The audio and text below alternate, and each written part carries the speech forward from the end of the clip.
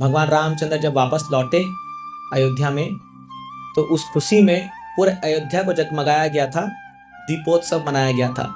जब भगवान लौटते हैं तो इतना आनंद होता है अयोध्या वासियों को कि 14 साल का विरह के बाद भगवान लौटते हैं, और उस विरह के संताप में इतने जल चुके थे वो कि जब भगवान के आने की खुशी होती है तो बोले अभी अंधकार में कैसे भगवान को हम लोग स्वागत करेंगे और कैसे उनका सुंदर चेहरा देखेंगे। इसीलिए बोले इतना दीप जलाओ कि ऐसा लगे कि पूरा दिन हो गया हो। तो यशोदा मैया जो आज ओखल से भगवान को बांध रही है, वो आज के दिन दीपावली के दिन ही बांधी थी। तो आप सबका बहुत बहुत स्वागत है।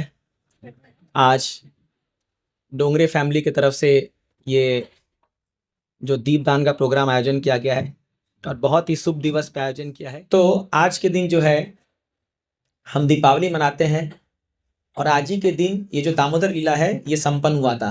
तो यशोदा मैया जो आज ओखल से भगवान को बांध रही है, वो आज के दिन दीपावली के दिन ही बांधी थी।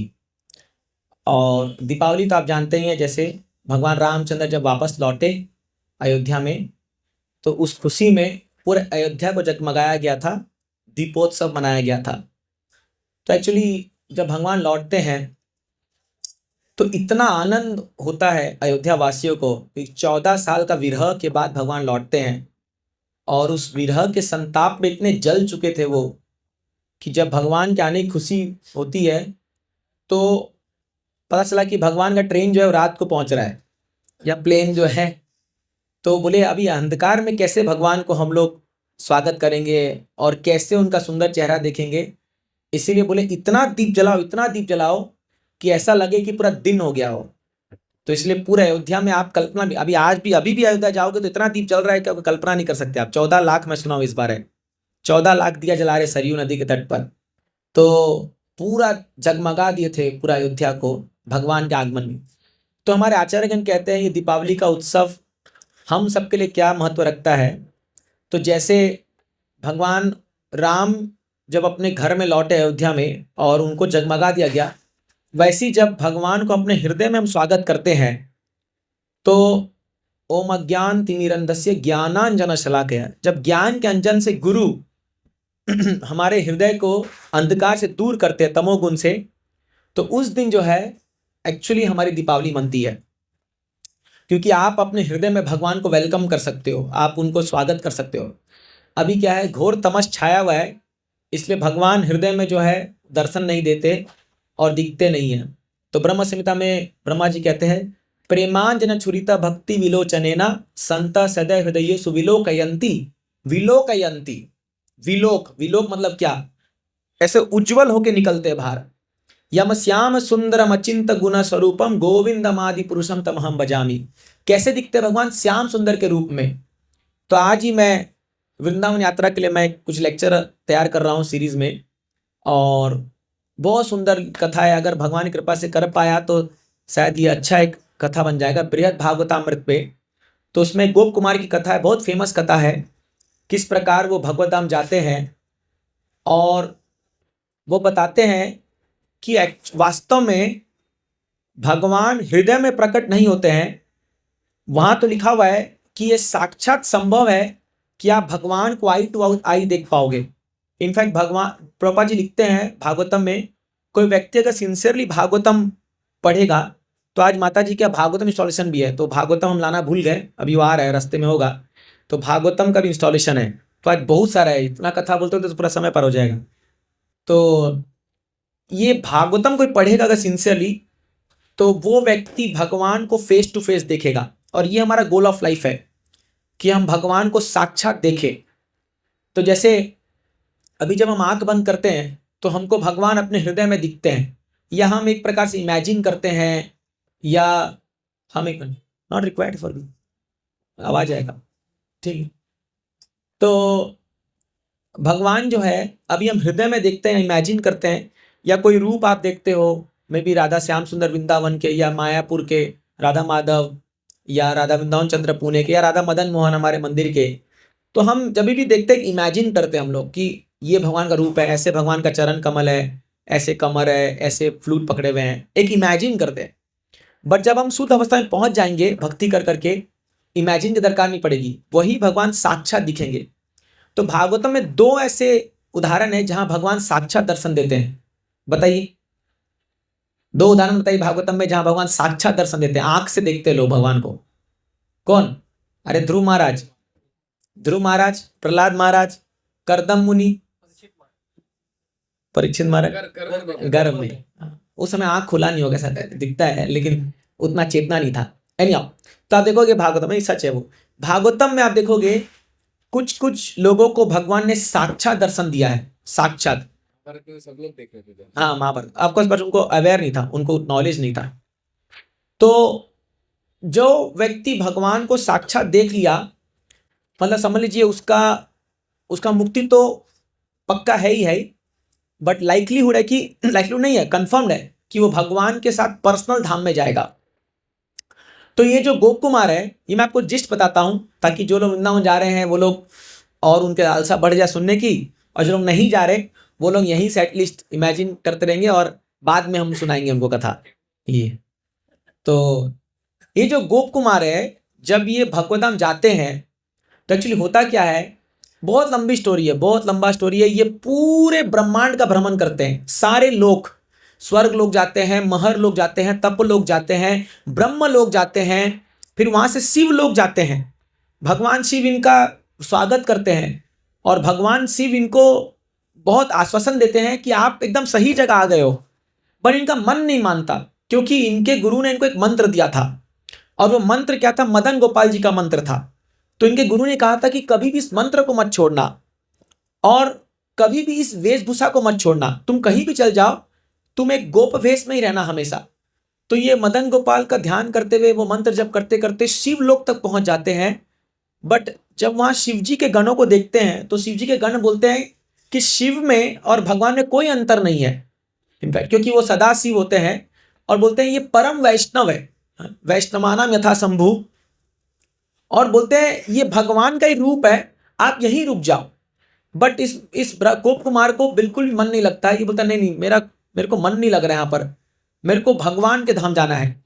उतने में क्या होता है, ये लोग देखते हैं कि दूर से बहुत सुंदर सुंदर लोग जो हैं, 4 भुजा धारण करके, चतुर्भुज, शंख चक्र गदापन धारण करके कीर्तन करते हुए आ रहे हैं, नाचते हुए आ रहे हैं। शिव लोक में ये चल रहा है, सदाशिव का जो लोक है ऊपर में, ये ब्रह्मांड के ऊपर, ये ब्रह्मांड माया देवी का लोक है, दुर्गा देवी का लोक है, ये इसके ऊपर है शिव लोक, फिर वैकुंठ स्टार्ट होता है। तो जब आ रहे हैं तो गणेश जी इनको बताते हैं ये गोप कुमार को कि तुमको पता है ये लोग कौन है? ये सब वैकुंठवासी है। तो बोले इतने सुंदर? बोले हाँ, इनका रूप भगवान जैसा ही होता है, ये सब सच्ची घटना है। और बोले तुमको पता है कहाँ जा रहे हैं ये लोग? ये एक एक वैकुंठवासी लोग एक एक ब्रह्मांड में जा रहे हैं। बोले क्यों जा रहे हैं? ये उन लोग का उद्धार करने जा रहे हैं जो लोग भगवान के कीर्तन में भाग लेते हैं, जो लोग भी नाम संकीर्तन कर रहे हैं, ये वैकुंठवासी लोग उनका उद्धार करने के लिए उस लोक में जा रहे हैं। बोलते हैं इनमें से एक एक जो वैकुंठवासी है, ये सब मुक्त आत्मा है, लेकिन इनमें से कोई 4 ब्रह्मा वाले ब्रह्मांड में जा रहा है, कोई 8 ब्रह्मा मुख वाले, कोई 16, कोई 32, कोई 64, लाख लाख मुख ब्रह्मा वाले ब्रह्मांड में भी जा रहे हैं लोग। इसलिए आप देखोगे शिला प्रभुपाद जी हमेशा कहते थे कि माई स्पिरिचुअल मास्टर शिला भक्ति सिद्धांत Thakur, he is a Vaikuntha man.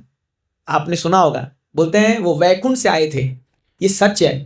ये जो पार्षदगण आते हैं ना भगवान के, बड़े महान भक्त लोग, ये सब आते हैं इस दुनिया में हम जैसे बद्ध जीवात्मा को उद्धार करने के लिए। इन्हें प्रभुपाद जी भी ये भी डायरेक्ट गोलोक से ही पधारे हैं।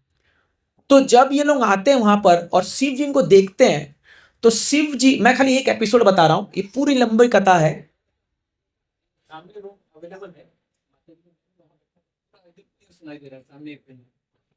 चलेगा, जिसको यहां तकलीफ होगी वो चला जाएगा। अभी माता जी लोग यहां नहीं बैठे, शिव लोक में बैठे, तो इसीलिए आप उनको धरती मत लाइए। कोई बात नहीं, कोई बात, उसको कथा चल रहा है, कथा चल रहा है, वो बोला कथा क्यों रोके, इसलिए रो रहा है वो, समझे प्रभु जी? वो बोल रहा कथा क्यों रोके, देखो शांत हो गया ना। तो नहीं, तो जब शिव लोक पे जाते हैं और जब शिव जी देखते हैं वैकुंठ वासियों को, ये मूर्छित हो जाते हैं देख करके, क्योंकि जब एक वैष्णव दूसरे वैष्णव को देखता है तो वो आदर से और उस भाव से मूर्छित आते हैं। और ये वैकुंठवासी लोग आते हैं, शिव जी को गले लगाते हैं, शिव जी को गले लगाते हैं और ये लोग वैकुंठ का गुणगान करना शुरू करते हैं, भगवान का गुणगान शुरू करते हैं। और ये गोप कुमार देखता है इनको, इतना आकर्षित होता है, इतना आकर्षित होता है।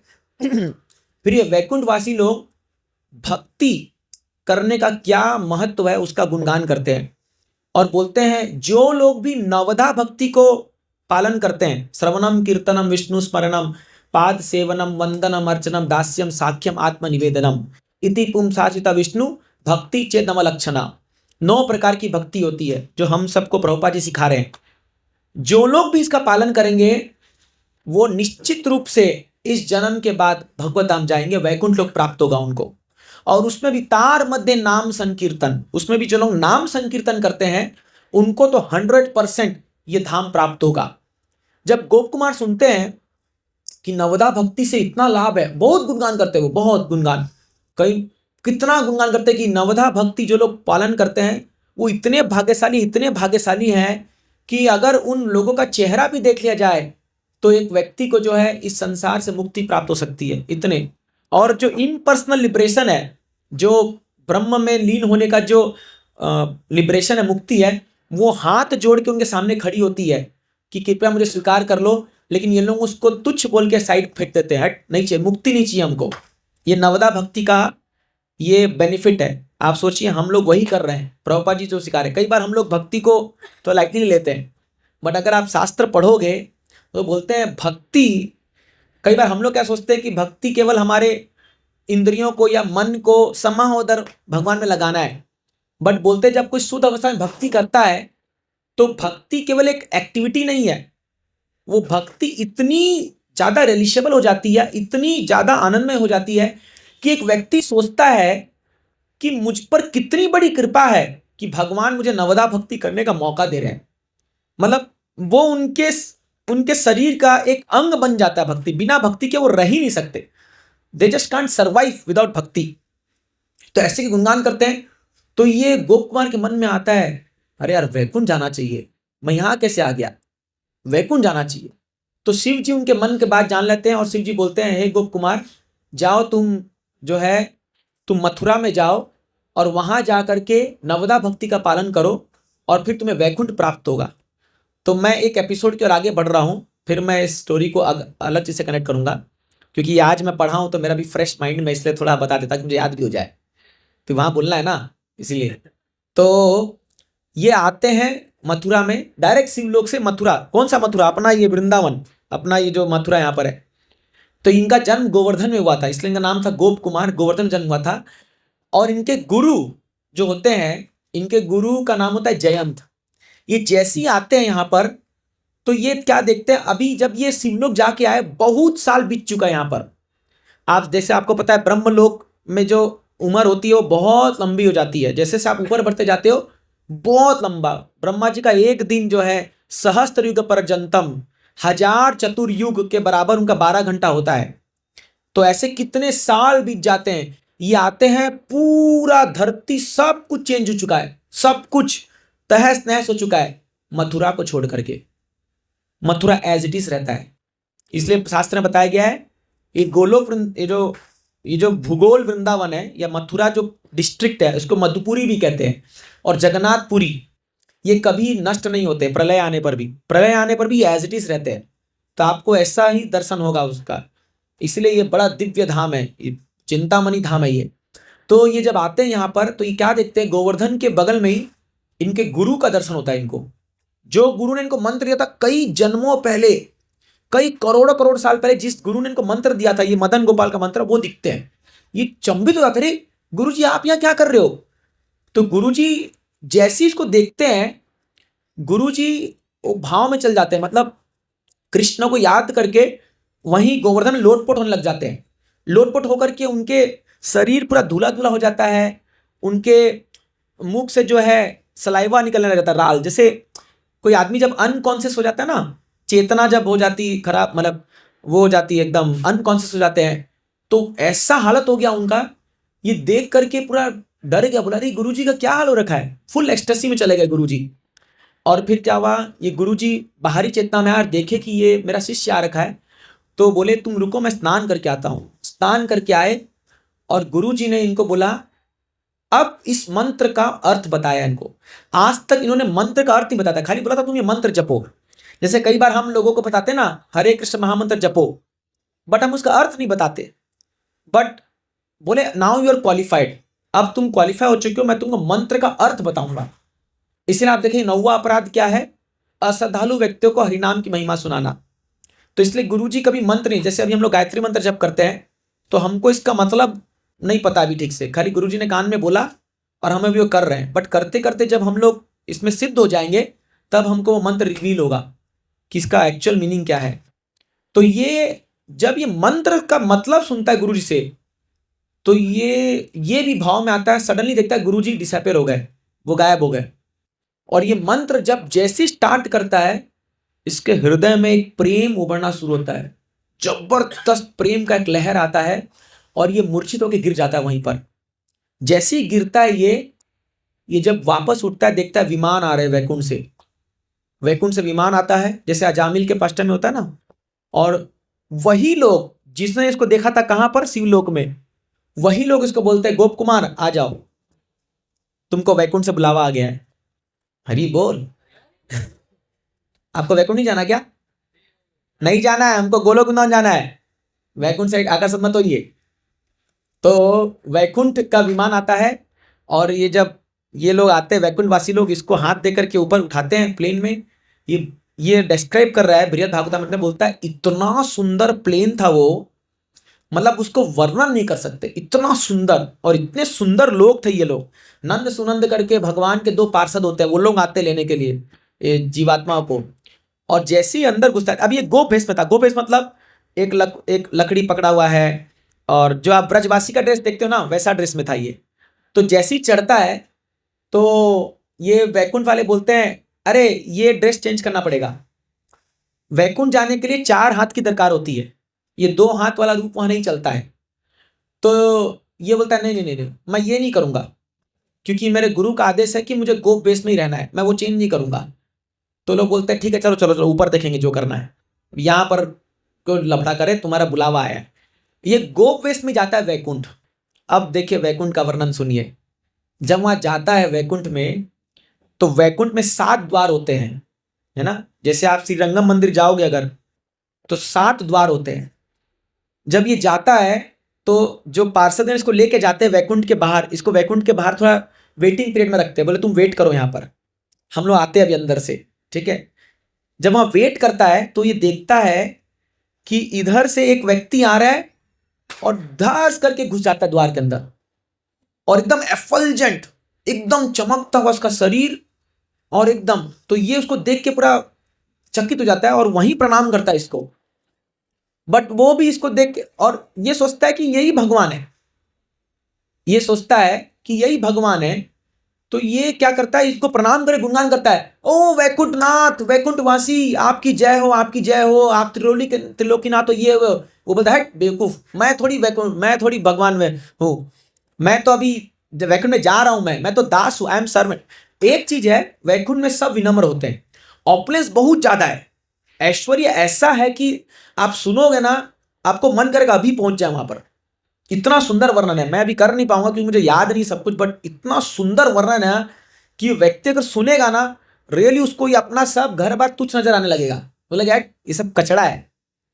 यही तो है, इसलिए शास्त्र में वर्णन होता है इसका, ताकि उद्दीपन है ये, हम लोग के हृदय में वो जाने की इच्छा हो जाए वहां पर।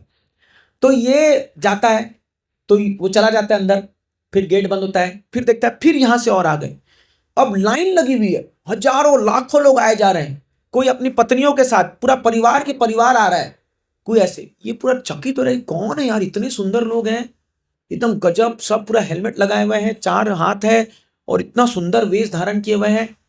तो उतने में पार्षदगण आ जाते हैं, ये देख के चकित है वहां पर।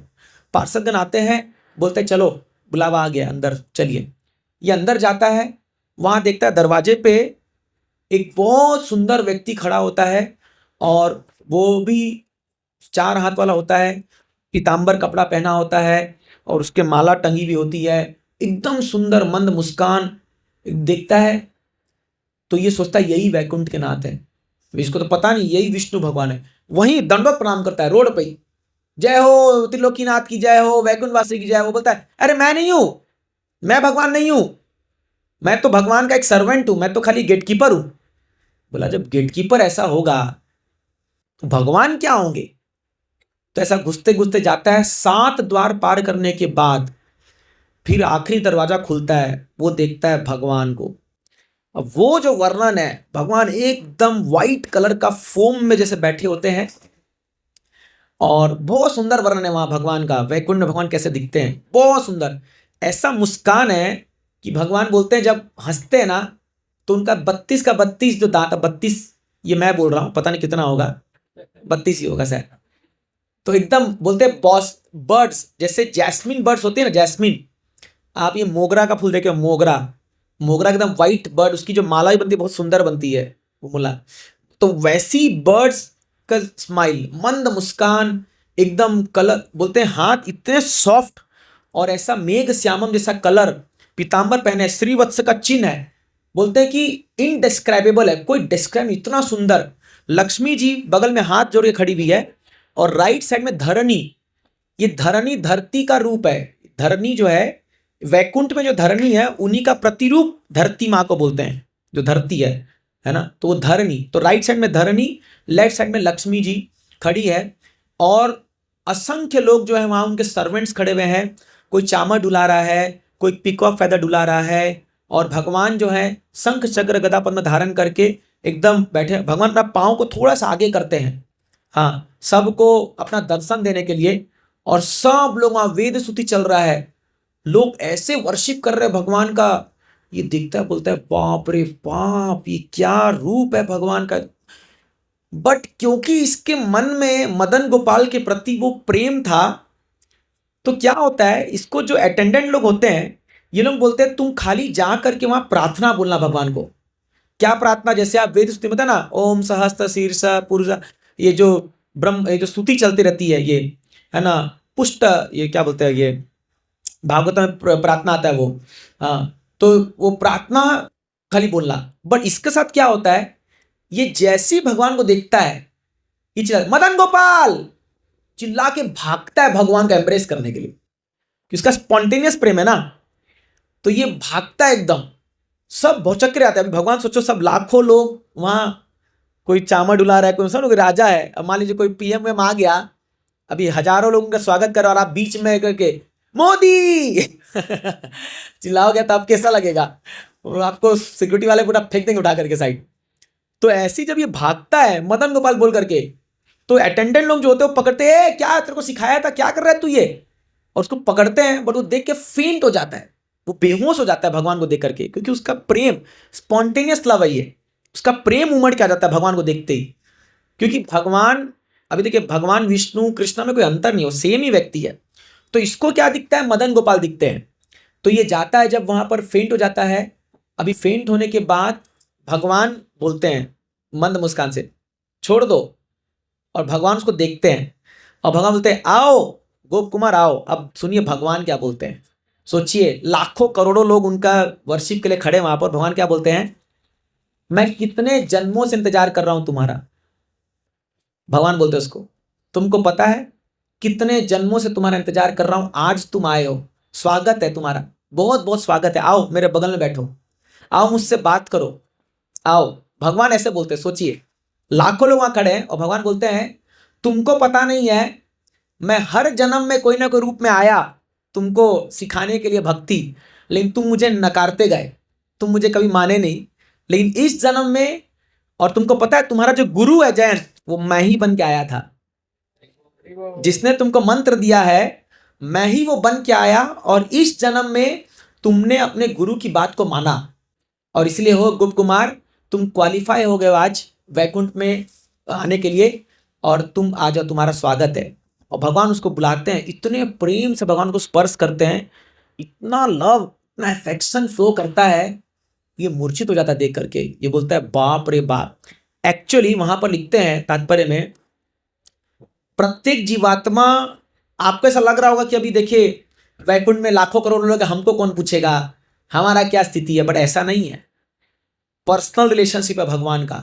हालांकि भगवान के करोड़ों करोड़ों क्या बोलते हैं पार्षदगण है, सब सेवा चल रही है, बट फिर भी एक एक जीवात्मा से भगवान का ऐसा प्रेम है, ये प्रैक्टिकली हम देखते हैं, रेसिप्रोकेट करते हैं। वो ऐसा नहीं है कि जैसे अब यहाँ पर हमको कौन पूछता है, एक बात है भाई कोई बड़ा आदमी है तो उसको लाखों लोग बड़े, हमारी क्या वैल्यू है, बट ऐसा वैकुंठ लोक में नहीं है। प्रत्येक जीवात्मा के प्रति भगवान पूरा वैसा ही भाव दिखाते हैं जैसा मतलब वो अपने सबसे इंटीमेट एसोसिएट के साथ दिखाते हैं।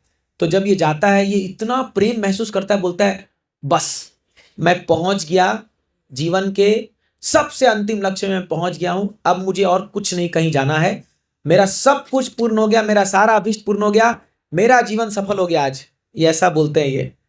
तो जब ये ऐसा बोलते हैं तो फिर लक्ष्मी जी इनको बोलती है अभी भगवान खाने का समय हो गया, थोड़ा बाहर जाओ। सब लोग जो है, सबको लक्ष्मी जी बोलते हैं मेरा टाइम है अभी, पर्सनली मैं खिलाऊंगी। तो ये बोलते हैं अरे ये क्या बात हुई, मतलब थोड़ा मन में लगता है इनको कि भगवान से बिछुड़ना पड़ेगा, अभी देखो मिले हैं और 5 मिनट का बिछुड़ना भी इनको ऐसा लगता है कि कई युग बीत जा रहे हैं। तो ये बोलते हैं नहीं नहीं नहीं, ये कैसे हो सकता है। तो ये जा करके गार्डन में एक बाहर चल जाते हैं। अब वहां पर वो देखते हैं सारे जो भागवत में वर्णन है, सारे जो वैकुंठवासी लोग हैं अपने अपने विमान में जा रहे हैं सब, और इतने ऑपुलेंट है, इतना धन, इतना ऐश्वर्य है, लेकिन किसी को भी अहंकार नहीं है। वैकुंठ है ना, वहां पर कोई कुंठा नहीं है, वहां पर कोई कोई अभिमान नहीं है, कोई 3 गुण का लक्षण ही नहीं है।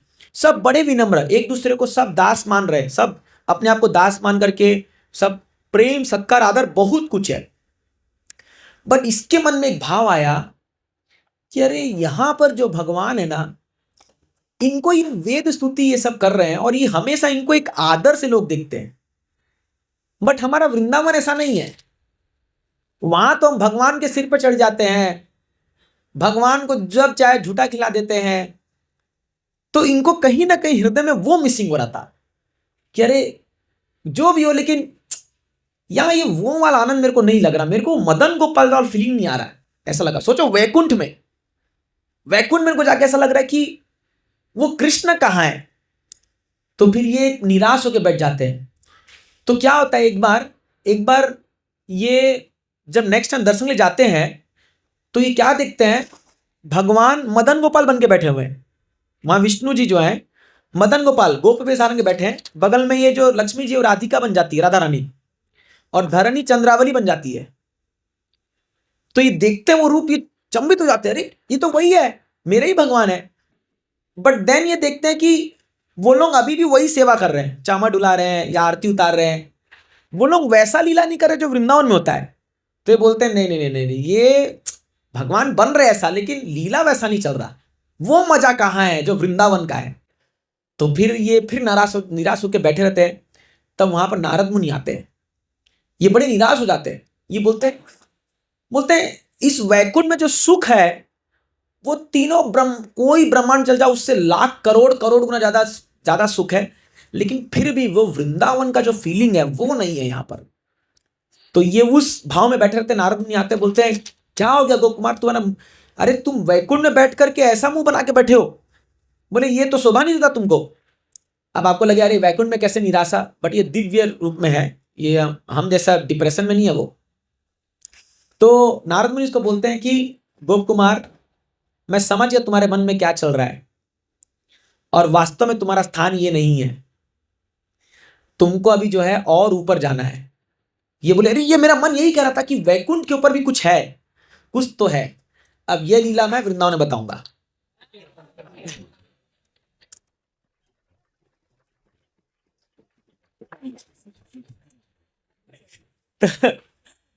क्योंकि मैं आज ये रिकॉर्डिंग नहीं, चिंता मत कीजिए, अरे यार ये इसलिए मैं ये बोलना ही चाह रहा था क्योंकि जो लोग नहीं जा पा रहे आप लोग उनको फिर चिढ़ाओगे। अरे चिंता मत कीजिए, हम इस बृहद भागवतामृत एक कथा करेंगे पूरा 5 दिन का।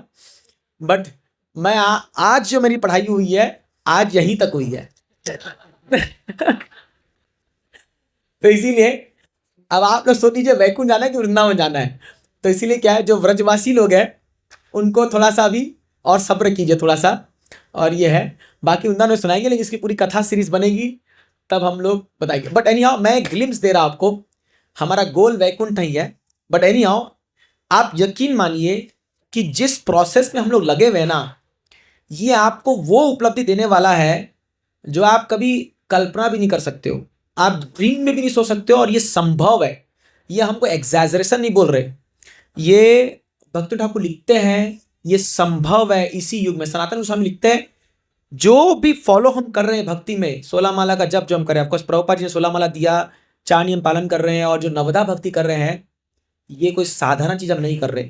इसलिए क्या है, एज ए डिवोटीज हमको फुल्ली कॉन्फिडेंट होना चाहिए कि हम किस लक्ष्य की ओर आगे बढ़ रहे हैं। बहुत ऊंचा लक्ष्य है हमारा, बहुत ऊंचा, और वो एक एक चीज आप पार करोगे। जब ये जाते हैं ना गोप कुमार वैकुंठ की ओर, सारे लोग के जो निवासी होते हैं ना, वो फूल लेकर के हाथ में सिर झुका कर कैसे खड़े होते हैं और उन पर फूलों की वर्षा करते हैं। ये साए से पार हो जाते हैं पूरा ऊपर से, ये सारे लोग के लोग तो, और सब गीत गाते हैं, बहुत अच्छे बहुत अच्छे। आज एक जीवात्मा भगवत धाम जा रहा है, वैकुंठ जा रहा है। तो सोचिए अगर हम लोग अच्छा भक्ति कर ले और बाई चांस लॉटरी लग गया इस जन्म में, तो आप सोचिए क्या होगा। और ये सब सच है, ये कोई झूठ नहीं है। उन्हें प्रभुपाद जी इसलिए बोलते थे कि one should be captivated by the information of spiritual world. भगवत धाम से आपका हृदय पूरा मोहित हो जाना चाहिए और वहां जाने की लालसा प्रकट हो जानी चाहिए। तो इसलिए जब हम भक्तों के समूह में आते हैं या भक्ति पालन करते हैं, तो वो क्या करते हैं, लालसा प्रकट करते हैं। जैसे भी मन करा था ना जाना है हमको भी, ये सब चीजें ऑब्जर्व करना है, आया कि नहीं मन में ये चीजें। मैं भी जब पढ़ा ना, तो मैं बोला यार अभी सब बुरे सब बंद करो, चलो छोड़ो ये सब दुनियादारी, चलो बैठ। लेकिन फिर समझ आया अभी हम बद जी है, हमको अभी ट्रेनिंग की दरकार है। तो नहीं आओ, ये होता है। तो जब हम भक्तों के सानिध्य में बैठ के भक्ति करते हैं, अच्छे से हम करते हैं, धीरे धीरे ये डिजायर बहुत तीव्र हो जाएगा कि आई वॉन्ट, मुझे वो चाहिए भगवान का सानिध्य। और जब ये तीव्र, वो आपकी आग जब जलेगा आपके हृदय में, संसार का आग नहीं, भगवत प्राप्ति का आग, तब आपकी भक्ति देखिएगा क्या होगी। तब आपको कोई रोक नहीं पाएगा। फिर आप जो है इस संसार के सारे चीजों को पार करके जो है ना, वो आप एकदम पूरा ऊपर लेवल पे चलोगे। फिर दुनिया लोग हमको पागल बोलेंगे, अच्छा है, सारे दुनिया बोलेंगे पागल है ये बावला हो गया है, ये हो गया है, बोलने दो, हमारा क्या जाता है ना। तो वो बोल रहा है, सही है सही है। तो नहीं आओ, तो ये हम आगे वृंदावन की बात और बताएंगे। इसके बाद वो अयोध्या जाते हैं, फिर द्वारका जाते हैं, फिर गोलोक वृंदावन जाते हैं। बट एक एक लोक का जो वर्णन है शास्त्रों में, अरे बाप रे, जबरदस्त है, जबरदस्त। इस दुनिया में ऐसी कोई चीज आप देख ही नहीं सकते हो जिस प्रकार का वहां का वर्णन है, वहां का आनंद, भगवान का रूप और वहां का प्रेम, ये सब चीजें। तो इसलिए हमारा गोल बहुत बहुत सही है, और धन्य है प्रभुपाद जी और हमारे आचार्यवर्ती लोग जो हमको ये चीज दे रहे हैं, है ना, वो भी फ्री में दे रहे हैं। मतलब आप सोचिए कितना हमको ग्रेटफुल होना चाहिए शिला प्रभुपाद जी को, क्या आज हमको क्या दे रहे हैं, हम किस लायक नहीं है बट हमको क्या दे रहे हैं वो। तो नहीं आओ, चलिए थोड़ा व्रज की लीला भी थोड़ा एक दो सुन लेते हैं। आज के दिन ही, वैसे समय भी होने जा रहा है, आज के दिन ही ये लीला हुई थी जब यशोदा मैया भगवान कृष्ण को बांधी थी इस ओखुल से। और आज के दिन ही माँ यशोदा जो है, ऑफकोर्स मैं लीला कई बार कह चुका हूँ, बट स्टिल आज का दिन बोलना का इसका लेजिटिमेट बनता है या ये जरूरी है। तो इसलिए हमने गाया यशोमती नंदन ब्रज बरो नागर। देखिए माँ यशोदा का जो प्रेम है कृष्ण के प्रति, हालांकि देवकी भी माँ है कृष्ण की, बट यशोदा का जो प्रेम है वो एक अलग ही लेवल का है।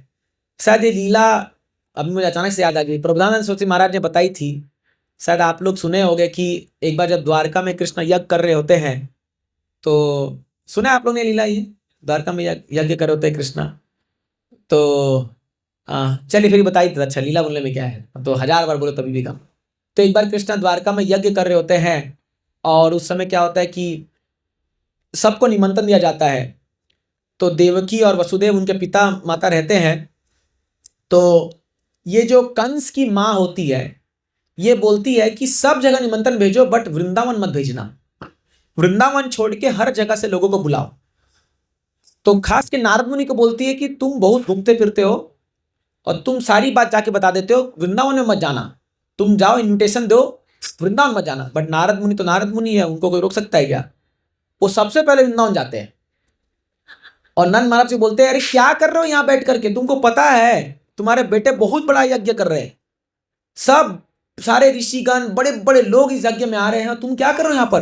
बोलते क्या बात करो, यज्ञ कर रहे हैं। तो सारे ग्वाल बाल लोग को बुला करके बोलते हैं चलो सब लोग घी निकालो। तो सब लोग जो है अपनी अपनी गायों से घी निकाल करके जो है पूरा पूरा कंटेनर भर भर के पूरा मटकी लाद लाद के जो है बुलक गाड़ी में जो है गाड़ी में घी लेके आते हैं। अब ये लोग आते हैं, द्वारका तक पहुंचते हैं, तो ये कंस की जो माँ है ये देख लेती है कि अरे ये जो है ये लोग कहाँ से आ गए, तो ब्रजवासी लग रहे हैं। तो सेना को लगा देती है, पहरेदार लोग को लगा देती है, बोलती है इनसे अंदर मत घुसने देना। तो जब यशोदा ये लोग आते हैं अंदर तो उनको बहुत कड़े शब्दों में बोल के बोलते हैं ब्रजवासी ग्वाले लोग भागो यहाँ से, ये राजाओं का यज्ञ चल रहा है, या तुम जैसे ग्वाले लोग का कोई काम नहीं है, निकलो यहाँ से। तो इनको बड़ा चोट लगता है, ये कैसा बात बोल रही है ये।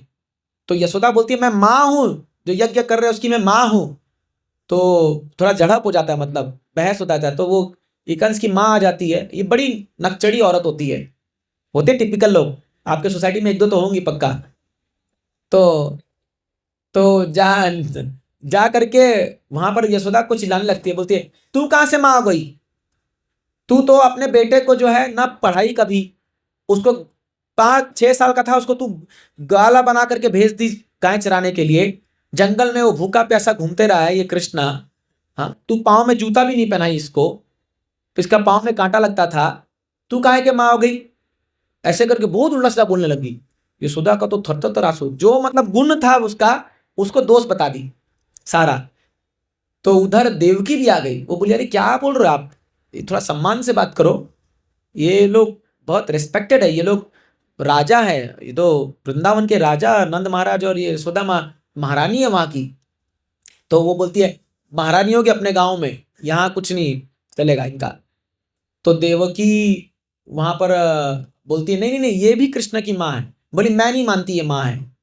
तो उतने में जो है उद्धव आ जाते हैं वहां पर, उद्धव द्वारका में रहते हैं। उद्धव बोलते हैं कि चलो अभी एक टेस्ट हो जाए और ये साबित कर लेते हैं कौन असली माँ है, कृष्ण की असली माँ कौन है। तो बोलते हैं कैसे साबित होगा।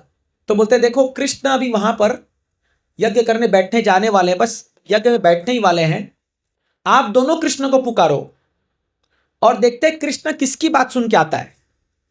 तो पहले बोलते पहले कौन पुकारेगा। तो देवकी को बोलती है ये कि पहले तू पुकार, तेरा बेटा है क्यों नहीं आएगा, भाग के आएगा। तो ये बुलाती है कृष्णा कृष्णा कृष्णा, ऐसे करके बुलाती है। तो कृष्णा, अब वो तो ये आवाज सुने होंगे कृष्णा, वो वहां बोलते ठीक है यज्ञ चल रहा है, कोई बुला रहा होगा कृष्णा से करके। और फिर यशोदा माँ के पास नाम आता है और यशोदा बोलते तुम बुलाओ। ये चिल्लाती है कन्हैया, जैसी चिल्लाती कन्हैया, वो कृष्ण वहां से उठते यज्ञ से भाग के आते हैं और लिखा हुआ है कि गोद में चिपक जाते हैं माँ यशोदा के। अब इतने बड़े कैसे आते हैं ये भी एक अभूतपूर्व है। और इवन ये तक बोला गया कि माँ का स्तनपान करते हैं वहां पर आकर यशोदा माँ का, और सारे के सारे अवाक होकर देख रहे हैं वहां पर, देवकी उद्धव सारे व्रजवासी और सारे वो पहरेदार लोग बोलते हैं बाप रे, प्रूफ हो गया कौन माँ है, ये यशोदा माँ है।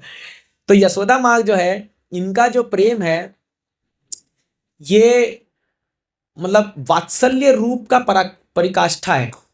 देवकी भी प्रेम करती है कृष्ण को, लेकिन वो भी वात्सल्य में भी एक ग्रेडेशन है। हालांकि ये सब बहुत ऊंचा है। जैसे फॉर एग्जांपल अभी माधुर्य भाव द्वारका की रानियों में भी है, बट गोपियों का जो माधुर्य है वो और हायर लेवल का है। तो उसी प्रकार यशोदा का प्रेम देवकी से ऊपर है, क्योंकि उसका निश्चल प्रेम है भगवान के प्रति।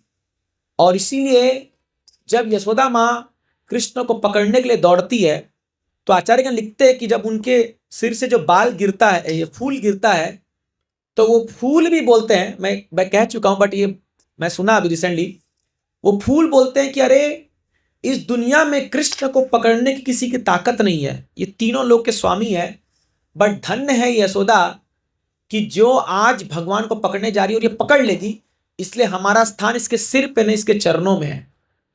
इसलिए गिर जाते हैं वो लोग, एक एक करके बाल खुल खुल के फूल गिरते रहते हैं और चरणों में गिरते हैं। और यशोदा अपने प्रेम से जो है कृष्ण को बांध देती है आज के ये उखल के दिन।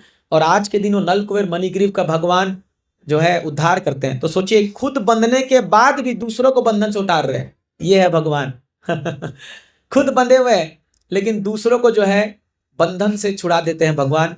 तो ये सुंदर लीला जो है भगवान करते हैं, बाल गोपाल का जो ये लीला है, इनफैक्ट देवकी को भी ये सौभाग्य प्राप्त नहीं हुआ कृष्ण के बाल गोपाल का लीला देखने का।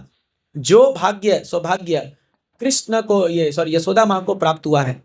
तो इसीलिए वात्सल्य की पराकाष्ठा है यशोदा माँ। इनफैक्ट जब उद्धव जाते हैं वृंदावन में, तो जैसे ही घुसते हैं तो एक पगडंडी दिखती है उनको पानी का, और जब वो जा करके देखते हैं, पूछते हैं ये कहाँ से आ रहा है ये पानी, ये स्रोत, उसको ऊपर रख दो, खोल दो। ग्रंथराज श्रीमद् भागवत महापुराण की ये साक्षात कृष्ण का वांग्मय शरीर है श्रीमद् भागवतम। तो कृष्ण जब देखते हैं उद्धव, तो जाके पता करते हैं, तो यशोदा के आंखों का आंसू था वो, और बोलते हैं कि आज तक जब से कृष्ण वृंदावन छोड़ के गए हैं, माँ यशोदा ना तो कुछ खाई पी है, कुछ ये खाली रो रही है कॉन्स्टेंटली। और जब उद्धव देखते कि प्रेम क्या होता है, ये तो खाली भी पहला उनका एनकाउंटर था, प्रेम क्या होता है, ये वहीं फ्लैट हो जाते हैं, बोलते हैं बाप रे बाप, ऐसा प्रेम होता है। फिर आगे गोपियों का तो अलग ही स्टोरी है। तो इसीलिए क्या है, हम जब ये वात्सल्य भाव या ये वृंदावन का जब हम मूड को समझते हैं, तो ये ऐसा भक्ति प्राप्त करना ये बहुत बहुत दुर्लभ है। जो लोग बहुत ही शुद्ध भाव से प्रेमा भक्ति में लगते हैं, हाँ, वो लोग वहीं पर रखना है हमको, उसी टेबल में उसका आरती होगा। हाँ, तो ये व्रज भक्ति जो है, ये व्रज प्रेम, थोड़ा आगे जाइए, जगह है। तो ये जो व्रज भक्ति जो लोग प्राप्त करते हैं, ये कोई साधारण व्यक्ति नहीं होते हैं। और ये प्राप्त करने के लिए हम लोग अभी साधना भक्ति कर रहे हैं, पर हमको रागानुगा भक्ति तक जाना है। रागानुगा भक्ति जब तक हम नहीं पहुंचेंगे, तब तक ये सब चीज हमको पल्ले ही नहीं पड़ेगा। तो इसीलिए साधना भक्ति अच्छे से करेंगे तो रागानुगा में घुसेंगे। रागानुगा भी एक वैदिक भक्ति है। ये मत सोचिए रागानुगा में कोई आ गया तो अभी वो महान हो, नहीं, ये भी एक वैदिक भक्ति। वैदिक मतलब विधि के अनुसार।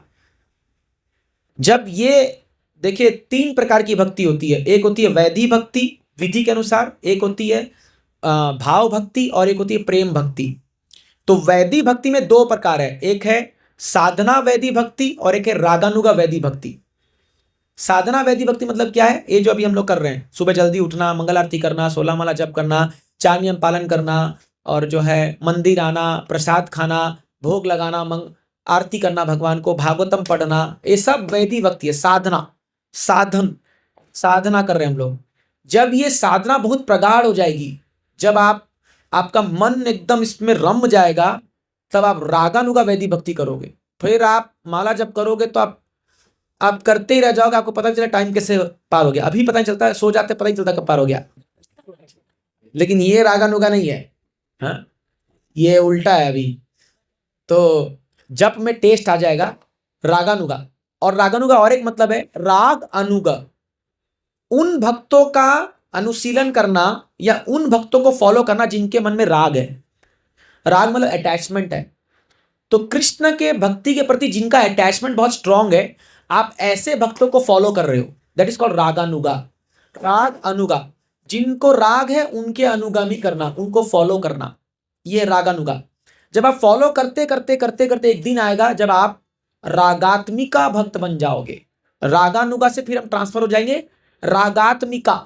रागात्मिका का मतलब क्या है, अब आपके अंदर राग उत्पन्न हो गया है। अभी आप रागानुगा थे, मतलब you are following, now you have become रागात्मिका, यू योरसेल्फ हैव बिकम रागानुगा भक्त, मींस राग भक्ति। आपको टेस्ट आ गया, जबरदस्त टेस्ट। फिर क्या होगा, आप किसी कृष्ण के पार्षदगण, चाहे कोई गोप सखा हो, चाहे कोई गोपी हो, चाहे जो भी हो, वो आपके एक प्रकार से गुरु बन जाएंगे और आप उनको आप फॉलो करोगे। ये बड़ा सिस्टमैटिक है भक्ति, कोई ऐसा ही नहीं है कुछ भी कर लिया और भक्ति हो गया, बड़ा सिस्टमैटिक है। मैं जो बता रहा हूँ आपको नेक्टर ऑफ डिवोशन से बता रहा हूँ, भक्ति रसामृत सिंधु में लिखा है सब।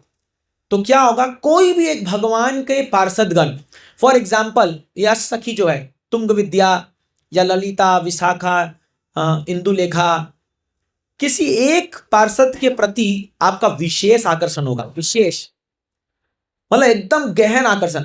जैसी उसके बारे में बात आएगी, यू विल बी लॉस्ट, आप पूरा खो जाओगे।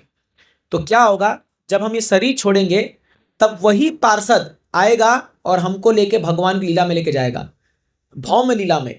अभी अभी भी कहीं ना भगवान लीला कर रहे होंगे, आज भी कहीं ना कहीं भगवान लीला चल रही होगी, आपको डायरेक्ट वहां एंट्री मिलेगा और वहां पर वो पार्षद आपको ट्रेनिंग देगा कैसे सेवा करना है भगवान का, और फिर आप भगवान के धाम में एंटर कर जाओगे। ये पूरा प्रोसेस है, but it all start with साधना भक्ति। तो साधना अगर अच्छी नहीं होगी तो ये सब तो फिर सपना है अपने लिए। इसीलिए 12 प्रभा जी बोलते हैं 16 माला ध्यान पूर्वक जप करो, नियम पालन करो, मंगल आरती करो, भागवतम को पढ़ो। समय कम है हमारे पास, ऑलरेडी उम्र आधा उम्र बीत चुका है, आप कई होगा तो 3/4 बीत चुका है आप लोग का। डिस्करेज मत होइए, मतलब लेकिन तो इसीलिए क्या है, बट अभी सीरियस बन जाते हैं, समझ रहे ना। तो अभी एटलीस्ट थोड़ा सीरियस बनेंगे तो धीरे धीरे हमको उसकी समझ में आएगा। देखिए मैं बता रहा हूँ, और ये सब चीज़ें ना ऐसा नहीं है कि ग्रेजुअल, अगर जितना इंटेंसिटी आप भक्ति करोगे आप सडनली ये सारे स्टेज को पार कर जाओगे, but it all depends on our intensity, intense desire. तत्रापि लौल्यम एक मूल्यम।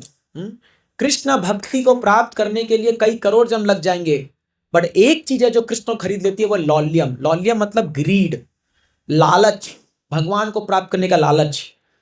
अब ये कैसे आएगा, ये वही होगा तब जब हम शुद्ध भक्तों को फॉलो करेंगे, प्रभुपाद जी को फॉलो करेंगे या गुरुजनों को फॉलो करेंगे, तब जाके ये भक्ति का आएगा। और धीरे धीरे जब आपका स्टेज बढ़ता जाएगा तब आपको धीरे धीरे पहले अनर्थ निवृत्ति होगा, निष्ठा, रुचि, आसक्ति, भाव, प्रेम, फिर ये प्रकट होगा। तो यानी आओ, ये ग्लिम्स है खाली, और हम इसमें धीरे धीरे जब आगे बढ़ेंगे तो आप देखोगे भक्ति का जब आपको वो सुख महसूस होना शुरू होगा, तब आपको ये सारा ब्रह्मांड का सुख एकदम फीका लगेगा, एकदम तुच्छ, नग, एकदम क्या बोले, एक कीचड़ के समान लगेगा, फालतू चीज है ये, ऐसा लगेगा। लेकिन अभी नहीं लग रहा हमको, क्योंकि हम लोग का मन इस भौतिक संसार में बड़ा आसक्त हो रखा है, बहुत फंसा पड़ा है। तो यानी आओ, अगर हम प्रैक्टिस करेंगे ये संभव है। और ये मत सोचिए कि भगवत धाम कौन देखा है, कौन जाएगा कौन नहीं जाएगा, ऐसा नहीं है। कई लोग जा रहे हैं, इवन इस्कॉन के डिवोटीज भी गए हैं, परम पूज्य भक्ति तीर्थ महाराज, वो लोग ने तो वो दिखाया है कैसे भगवत धाम जाते हैं, वो सब बड़े बड़े आचार्यगण लोग सब, ये सच्चाई है।